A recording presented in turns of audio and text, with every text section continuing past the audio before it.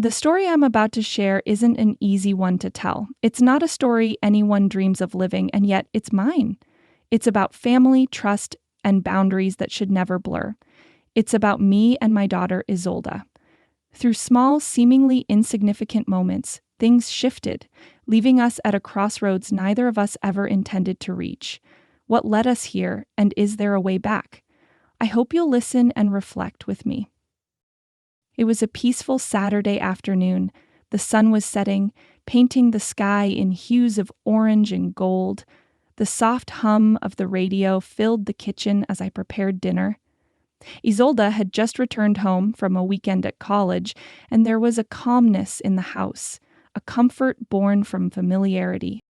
I glanced out the window at the quiet street, my thoughts wandering to how quickly time had passed.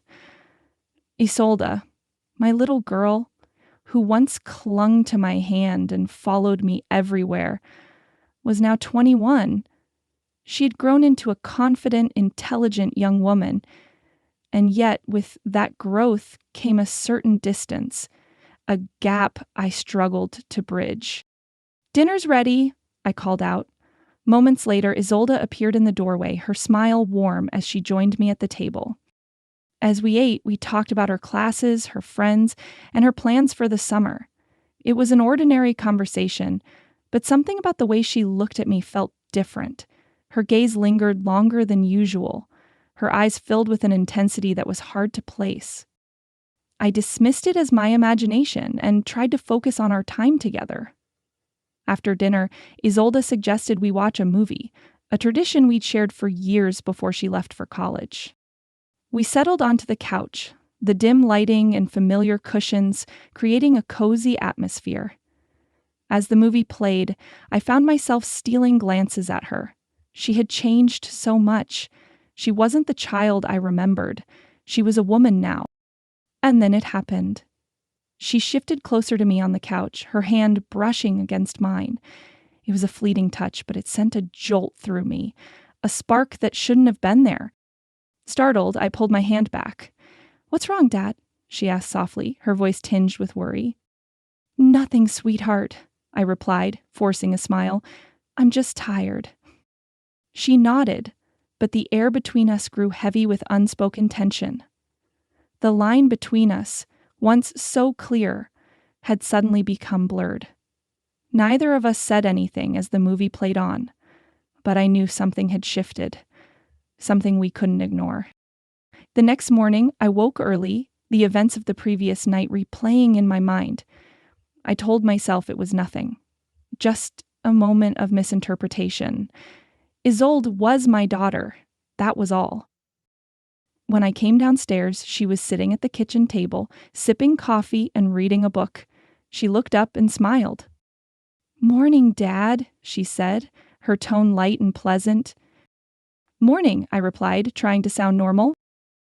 "I was thinking of going for a walk later," she said. "Would you like to join me? It's been a while since we've done something together." I hesitated, but then I reasoned with myself. It was just a walk, nothing more. "Sure," I said, returning her smile. That afternoon, we drove to a nearby park where we'd spent countless hours during her childhood. The air was crisp, the sun warm on our backs as we walked along the winding paths. At first, it felt like old times.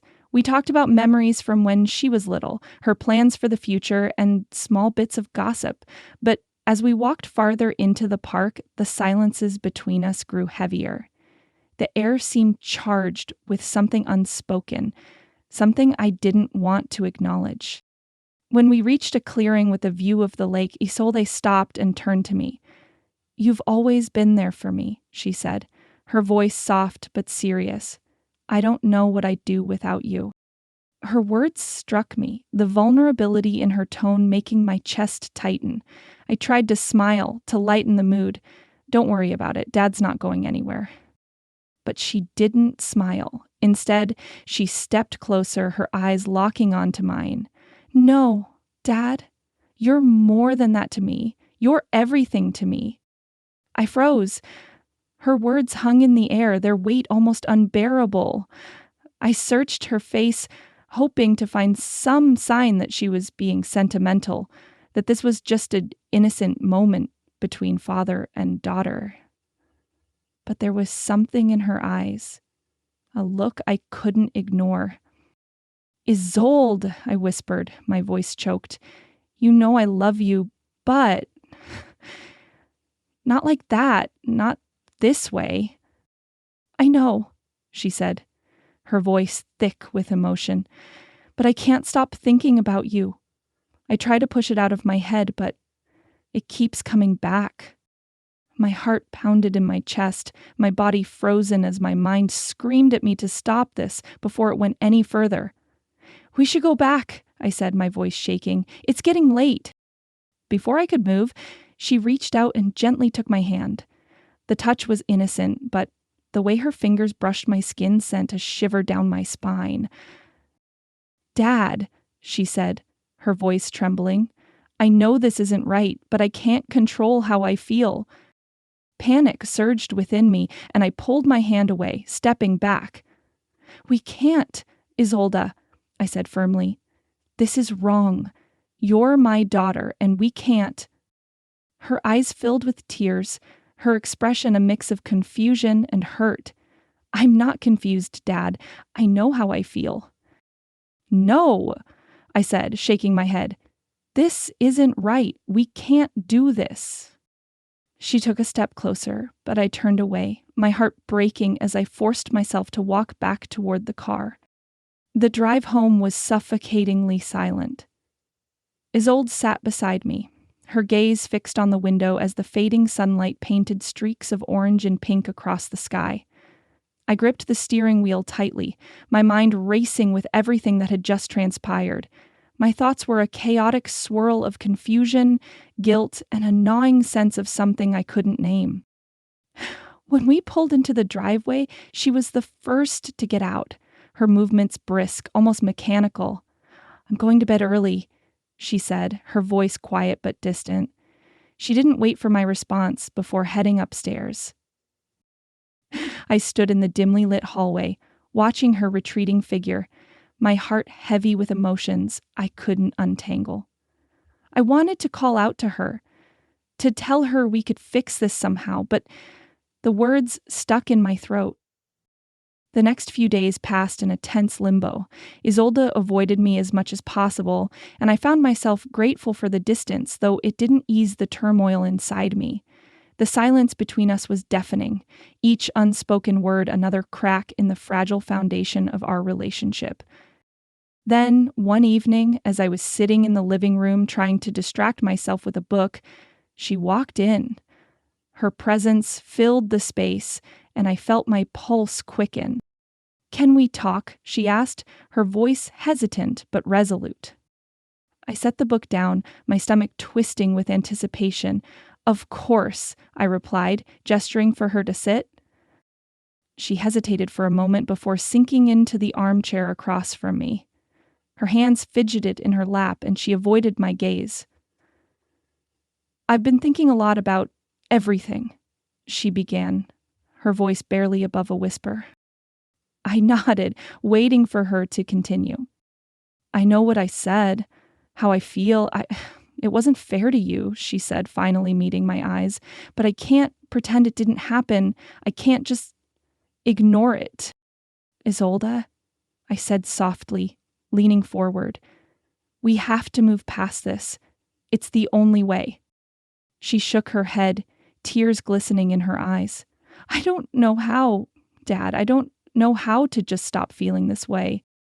Her vulnerability hit me like a punch to the gut. I wanted to comfort her, to tell her everything would be okay, but I didn't know if that was true. "Oh, we'll figure it out," I said, my voice steadier than I felt. "But we can't let this, whatever this is, ruin what we have. You're my daughter, Isolde. That's all that matters." She nodded slowly, wiping her tears away. "I'm sorry," she whispered, "for everything." The next morning, Isolde announced she was returning to campus early. I think some distance would be good," she said, her tone carefully neutral. I nodded, though the thought of her leaving filled me with a strange emptiness. "Maybe it's for the best," I said quietly. As she packed her things, I lingered in the doorway of her room, watching her with a mix of sadness and relief. She caught my eye and smiled faintly. "I'll call you when I get there," she said, her voice soft. "Okay," I replied, my throat tight. When she drove away, the house felt unbearably empty. I stood by the window, watching her car disappear down the street, a hollow ache settling in my chest. Weeks passed, and life returned to a semblance of normalcy. Isolde and I spoke on the phone occasionally, our conversations polite but distant. The space between us felt insurmountable, a chasm neither of us knew how to bridge. One night, I received a text from her. "I'm sorry for everything. I'm working on sorting out my feelings. I hope we can move past this someday." I stared at the screen, a mix of emotions swirling inside me. Relief, sadness, hope. They all collided, leaving me unsure of how to respond. Finally, I typed back, "Take all the time you need. I'll always be here for you." Life moved on, but the weight of that chapter lingered like a shadow. The house felt too quiet without her, and I found myself looking at old photos of us, longing for the simplicity of the past. I hoped time would heal the fractures in our relationship, but I couldn't shake the fear that things would never truly be the same. Months passed, and the quiet emptiness of the house became my new normal. I threw myself into work, hobbies, and anything that would distract me from the lingering ache of what had transpired. But no matter how hard I tried, thoughts of Isolde crept in during the stillness of the night or in the quiet moments of my day. I wondered how she was doing, whether she had found clarity, or if the distance between us had only grown. Then one evening, as I sat on the porch watching the sun dip below the horizon, my phone buzzed. It was Isolde. "Can I come home for the weekend?" The message was simple, yet it sent a wave of emotion crashing over me. I hesitated for a moment before typing back, "Of course. This will always be your home." She arrived late Friday evening. The moment she walked through the door, I felt the weight of months apart dissolve into a mixture of relief and tension. She looked different, more composed, more confident, but her eyes carried the same vulnerability I had seen that day in the park. "Hi, Dad," she said softly, setting her bag down. "Hi, sweetheart," I replied, my voice steady but warm. We spent the evening catching up, talking about her classes and the small details of life. It felt almost normal, but there was an undercurrent of something unresolved, something that lingered in the pauses between our words. The next day, we decided to go for a walk in the park, a chance to revisit old memories and, perhaps, mend the invisible cracks in our relationship. The air was crisp, the sun casting a golden glow over the trees as we strolled down the familiar paths. For a while we walked in silence, the sound of our footsteps blending with the rustling of leaves. Finally, Isolde stopped by the same clearing where everything had unraveled months ago. She turned to me, her expression calm but serious. "I've been thinking a lot about that day," she said, her voice steady, "about everything that happened between us." I nodded, bracing myself for what she might say next. I was confused," she continued, her gaze fixed on the horizon. "I didn't know how to process everything I was feeling, and I said things I shouldn't have. I crossed a line that should never have been crossed." Her words hit me with a mixture of relief and sadness. "We both did," I admitted. "I should have been stronger, clearer. I should have protected what we have." She looked at me then, her eyes glistening. "I don't want this to define us, Dad. I don't want us to lose what we've always had." "Neither do I," I said, my voice thick with emotion. "You're my daughter, Isolde. That's what matters most." She stepped closer, her hand reaching for mine. This time the touch was different. Warm, familiar, but without the tension that had once been there. I want to move forward, she said softly. I want us to heal.